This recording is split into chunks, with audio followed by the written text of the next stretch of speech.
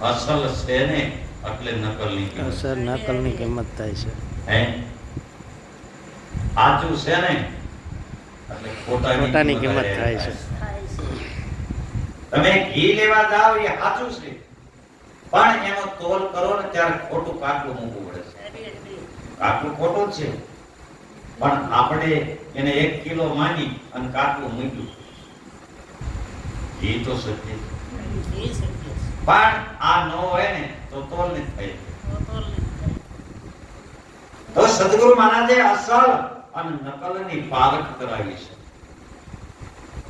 શાશ્વત અને નાશવંતની પણ પારખ કરાવી કે આ રહ્યું ને એ શાશ્વત છે, તમારો આત્મા એ શાશ્વત છે, અને તમારો દેહ નાશવંત છે. તો તમારો દેહ નાશવંત છે તો એને અસલ કહેવાય. તમારો આત્મા છે અવિનાશી છે, તમારો દેહ છે એ વિનાશી છે, તમારો આત્મા છે એ નિરાકાર છે, અને તમારો દેહ છે એ આકાર વાળો છે. આકારની કિંમત છે કે નિરાકારની? પણ નિરાકાર આકારની અંદર છે એટલે નિરાકારની કિંમત છે.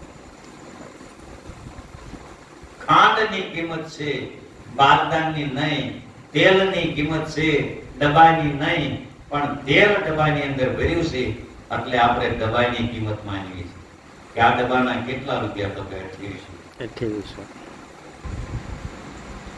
પણ માલની કિંમત છે. એમ આ બોલતો પુરુષ છે એની જ કિંમત જગતમાં છે. આ બોલતો પુરુષ જો ન હોય તો આ દેહની કાંઈ પણ બોડીની કિંમત નથી. બસ આ પ્રાણ આની અંદરથી નીકળી ગયો એટલે આને ઘડીક પણ ઘરમાં નથી રાખતા. એટલે આ કિંમતી છે, રવા દો ને.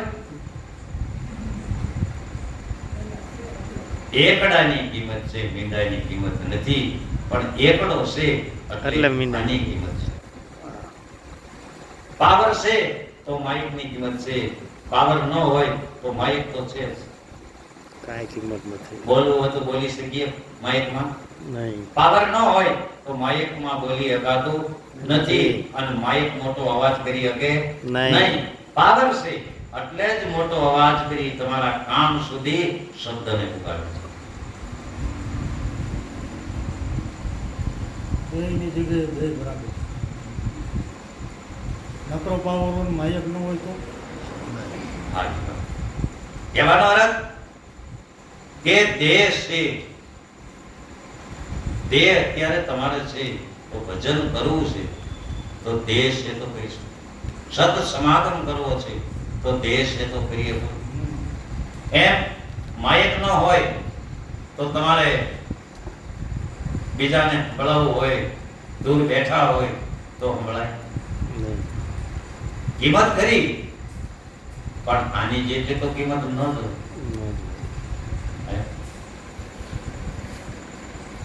નથી કદા આ વાત કેવી છે? હાથી જીવતો લાખનો, મર્યા પછી હવા લાખનો. એવી આ વાત છે. એવી વાત છે. બોલો સદગુરુ મહારાજની જય.